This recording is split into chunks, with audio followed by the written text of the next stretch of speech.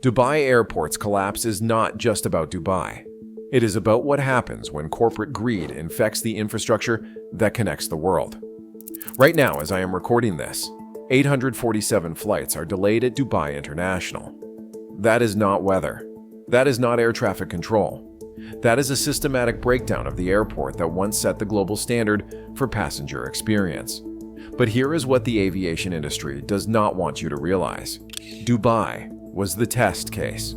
The same profit maximization strategies are being deployed at airports worldwide.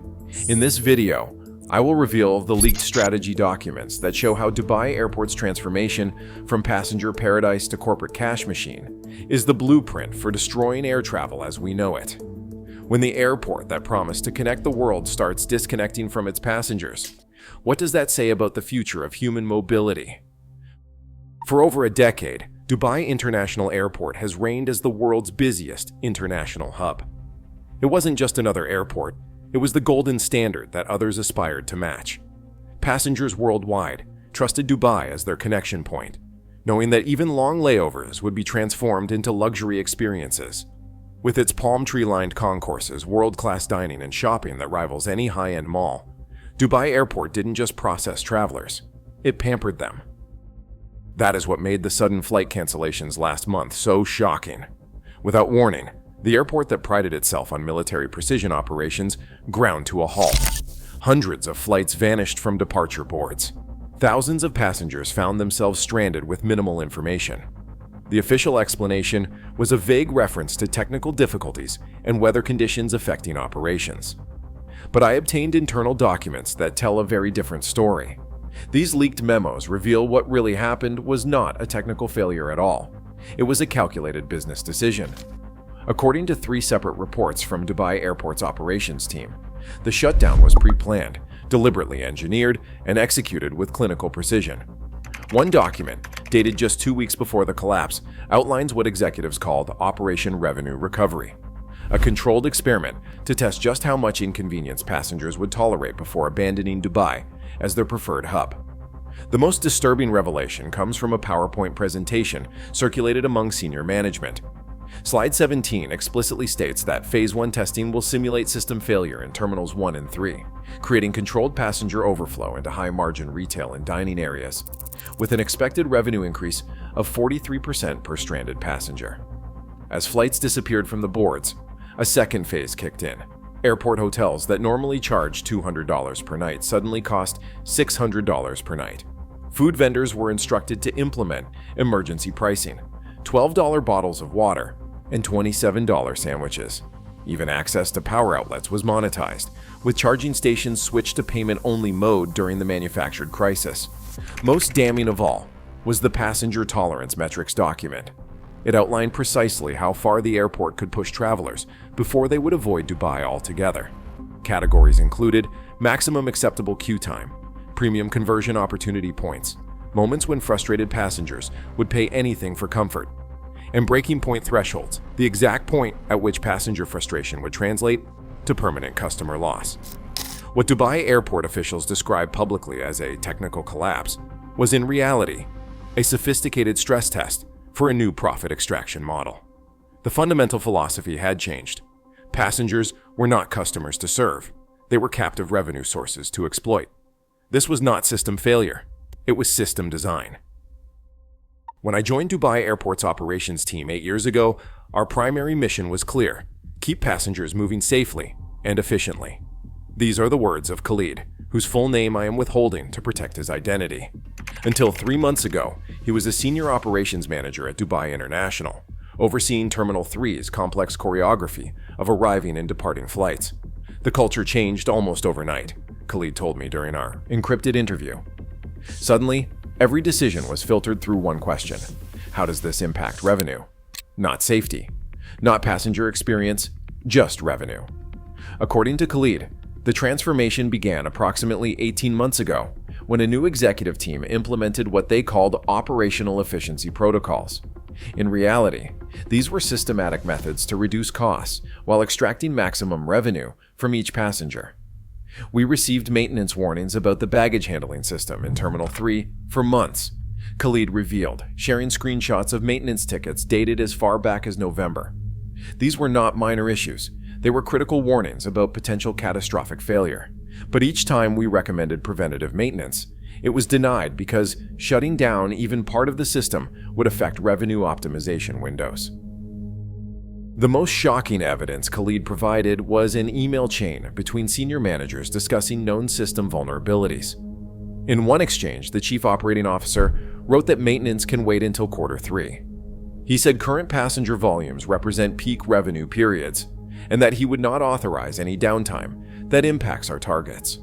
Even more disturbing was the incentive structure. Khalid shared the quarterly bonus structure for management, showing that executives receive substantial financial rewards tied to a metric called infrastructure efficiency, which measured how much revenue could be extracted from deteriorating infrastructure before investing in repairs. The final straw for Khalid was a near-miss incident with a baggage vehicle. The driver had been working a double shift because of staffing cuts. When Khalid reported it as a serious safety concern, he was told to classify it as a procedural deviation instead. The message was clear. Safety incidents impact bonuses. Procedural deviations do not. 2 weeks later, Khalid resigned. 1 month after that, the technical difficulties at Dubai Airport began. When Khalid saw the news, he knew immediately what had happened. This was not a surprise failure. It was the inevitable result of intentionally running critical systems beyond their breaking points while refusing to invest in maintenance. They knew exactly what would happen, and they chose to let it happen when it would create maximum passenger desperation, and therefore maximum profit opportunity. When airport managers get rewarded for ignoring safety warnings, passengers become test subjects in corporate profit experiments. Modern airports operate on sophisticated digital infrastructures, complex networks of software that control everything from runway assignments to gate allocations. These systems require regular updates, but industry standard practice is clear. Critical updates happen during carefully planned maintenance windows, typically between 2 a.m. and 4 a.m. when traffic volume is at its lowest. So why did Dubai Airport allegedly perform a routine software upgrade at 11 a.m. on one of the busiest travel days of the month? According to the official statement, an unexpected software complication during a scheduled system enhancement caused the cascading failures. But multiple aviation technology experts I consulted found this explanation technically implausible. No competent IT department would ever initiate core system changes during peak operational hours, explained Dr. Sanjay Mehta, former chief information officer for a major European airport authority. It violates every best practice in aviation technology management. Either this was gross incompetence of the highest order, or it was not a routine update at all. I've obtained internal communications that suggest the latter. A message sent to duty managers just hours before the shutdown instructed them to prepare for Scenario 7B implementation and to activate the controlled reduction protocol, as discussed in yesterday's briefing. What exactly is Scenario 7B? A document from Dubai Airport Revenue Strategy Department describes it as an artificial scarcity simulation designed to test how effectively passenger inconvenience could be converted into premium service purchases. The plan worked with mathematical precision. As regular check-in counters became overwhelmed with delays, airport staff began actively promoting premium fast-track services at 5 times the normal price. When security lines stretched beyond 2 hours, a mysterious new Security Express option appeared, priced at $95 per passenger. As regular seating areas became unbearably crowded, access to previously complimentary quiet areas suddenly required a comfort pass costing $75 for 3 hours. What makes this particularly disturbing is that these services materialize too quickly to be genuine responses to an unexpected crisis. The branded signage, payment systems, and staff training for these emergency services all indicate extensive pre-planning. Aviation security analyst Rebecca Chang reviewed the evidence and concluded that this has the hallmarks of a deliberate throttling of passenger throughput to create artificial bottlenecks. The precision with which premium services were deployed at exactly the points of maximum passenger frustration suggests this was not responding to a crisis. This was executing a revenue plan that required a crisis. When airports manufacture crises to sell solutions, every traveler becomes a victim of engineered inconvenience. The relationship between airlines and airports has traditionally been symbiotic. Airports provide the infrastructure, airlines bring the passengers, and both entities work together to ensure smooth operations. Disputes certainly occur, but they are almost always handled behind closed doors to maintain a unified public front. That is what made the public statements from major carriers so extraordinary. Emirates Airlines, which considers Dubai International its home base, took the unprecedented step of directly contradicting the airport's explanation. In a sharply worded press release, their chief executive said, "We were given no advance notice of any planned system changes that could impact operations." The characterization of these events as unexpected technical difficulties is not consistent with the information provided to our operations team. Fly Dubai went even further, estimating their financial losses at over $14 million from the first 24 hours of the disruption. Their statement referenced deeply concerning discrepancies between the airport's public statements and the actual operational directives we received. I have obtained internal memos from 3 major international carriers that reveal the depth of airline frustration. One document, circulated among a Star Alliance carrier's executive team, notes, "DXB management deliberately withheld critical operational changes that affected our schedule reliability. This appears to be part of a broader strategy to deflect passenger complaints toward carriers rather than airport management." Most revealing is a transcript from an emergency call between Dubai airport officials and airline representatives, in which an airport executive explicitly instructs airlines to absorb customer dissatisfaction and position all inconvenience as airline-related rather than infrastructure-related. The airlines discovered they were not just victims of airport mismanagement. They were being used as deliberate scapegoats in a calculated scheme to protect the airport's reputation, while maximizing revenue from the very crisis the airport had engineered. Qatar Airways' internal briefing to staff was particularly blunt. It said, "We are being asked to lie to our passengers about the causes of delays. We will not participate in this deception. All staff are instructed to truthfully inform passengers that these delays are the result of Dubai Airport's operational decisions, not airline scheduling or aircraft issues." The fracturing of this critical relationship reveals how the profit extraction model corrupts the entire aviation ecosystem. Airlines invest billions in aircraft, staff, and schedules, all of which become collateral damage when airports prioritize short-term revenue over operational integrity. When airports turn airlines into unwilling accomplices in passenger exploitation, the entire aviation ecosystem becomes corrupted. For years, Dubai Airport's marketing promised travelers a transformative experience. Their advertising claimed that connections become opportunities for luxury, and that waiting is reimagined as indulgence. The reality during the shutdown could not have been more different. Sophia Chen, a business traveler from Singapore, reported that she slept on the floor for 2 nights while the airport hotels charged $800 per night. When she finally found an available room, they demanded payment for a minimum of 3 nights, despite her flight being scheduled for the next day. Personal accounts from inside the terminals paint a picture of systematic exploitation of vulnerable travelers. James and Emma Davis, traveling with their 2 young children from London to Sydney, described that the information board simply said, "Delayed. See gate agent," but there were no gate agents anywhere.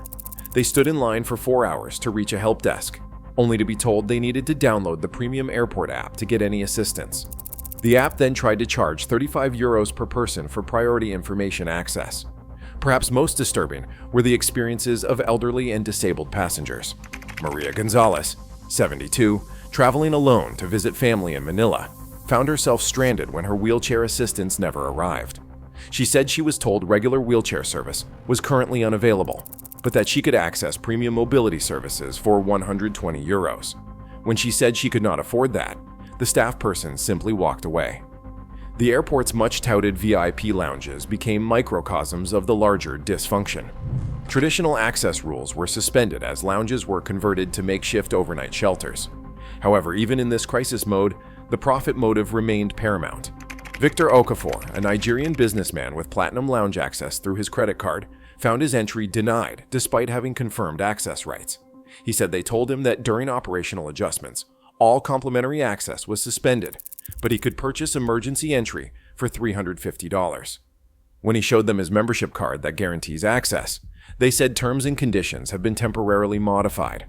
Multiple passengers reported similar experiences with the same disturbing pattern. As conditions deteriorated, prices escalated. Water fountains mysteriously went out of order, forcing passengers to purchase bottled water at inflated prices. Free Wi-Fi suddenly required a premium connectivity package. Even access to electrical outlets became monetized, with charging stations switched to payment mode. Most troubling were reports of preferential treatment for government officials and ultra-wealthy travelers. Several passengers witnessed a separate processing area being established for V1Ps, who were quietly escorted through empty security lanes while thousands of others waited in overcrowded halls. Rajan Patel observed that they created a disaster for regular people while maintaining a parallel luxury experience for the elite. He spent 37 hours in the terminal trying to reach his destination. He said it was like they were running two different airports, one designed to extract maximum profit from stranded passengers, and another designed to shield the wealthy from any inconvenience. The airport that promised luxury for all delivered luxury for none, except those wealthy enough to buy their way out of manufactured misery. The United Arab Emirates has staked its economic future on being perceived as the world's most reliable global hub. Dubai's strategic position between East and West makes it the perfect connector for international business, tourism, and logistics. This isn't just about prestige. It is the foundation of the United Arab Emirates post-oil economic model. International trust isn't a luxury. It's existential. That's what makes the government's response to the airport crisis so revealing and so concerning. While passengers slept on terminal floors and international cargo shipments sat unprocessed, United Arab Emirates authorities issued only vague statements about temporary operational adjustments and prioritizing system integrity. The notable absence of transparency raised immediate questions about government knowledge or involvement. I obtained diplomatic cables from 3 nations expressing serious concerns. One European Union member state's confidential assessment said that the lack of clear communication suggests either government complicity in airport management decisions or a troubling inability to regulate critical infrastructure operators. Neither scenario inspires confidence in Dubai as a reliable business hub. The economic ripple effects were immediate. Major logistics companies, including DHL and FedEx, temporarily rerouted Asia to Europe shipments away from Dubai. International conference organizers began quietly exploring alternative venues for events previously scheduled in the United Arab Emirates. Global insurance underwriters raised risk assessments for Dubai-based operations, impacting everything from shipping rates to business insurance premiums. Perhaps most telling was the response from neighboring countries. Qatar, which had been developing its own international hub in direct competition with Dubai, immediately launched a marketing campaign highlighting their passenger-first operations and commitment to operational reliability. Saudi Arabia accelerated its own airport expansion plans, explicitly positioning them as more dependable alternatives to existing regional hubs. Financial analysts estimate the direct economic impact at approximately $1.2 billion, but the long-term reputation damage could be far more costly. A confidential Moody's draft assessment I reviewed suggests that if Dubai Airport's reliability reputation suffers lasting damage, the emirate could see up to $18 billion in reduced economic activity over the next 5 years as businesses and travelers seek more dependable connection points. The government's continued silence on the true causes of the airport disruption speaks volumes. Either they are complicit in the airport's transformation from public service to private profit center, or they are powerless to prevent it. Neither explanation offers much comfort to the international community that has built its global connections through Dubai. When governments prioritize airport profits over international reputation, entire economies become hostage to corporate greed. Dubai airport officials have announced what they are calling a full audit and realignment protocol, promising to restore both operational excellence and passenger confidence. In a glossy press release filled with corporate platitudes, they have outlined a 90-day program to reinvigorate the Dubai passenger experience and reestablish our position as the world's premier global hub. But aviation industry experts remain skeptical. Technical operations may return to normal within 2 to 3 weeks, but rebuilding trust among passengers and airlines will likely take years. Early booking data shows a 23% decrease in connecting flights through Dubai for the upcoming quarter, with many travelers explicitly choosing longer routes to avoid the uncertainty of a Dubai connection. Aviation consultant Dr. Helena Rodriguez explained, This is about addressing a fundamental breach of trust. Passengers choose connection airports based largely on reliability and predictability. Once that perception is damaged, the recovery timeline is measured in years, not months. What makes this situation particularly significant is its potential to reshape global airport operations far beyond Dubai. Industry analysts have noted with alarm that other major international hubs are watching Dubai's experience closely, not as a cautionary tale, but as a potential playbook. I have obtained a confidential briefing prepared for the board of directors at one of Europe's busiest airports. The document explicitly references the Dubai model and assesses how similar revenue optimization through controlled operational throttling might be implemented with acceptable passenger resistance levels.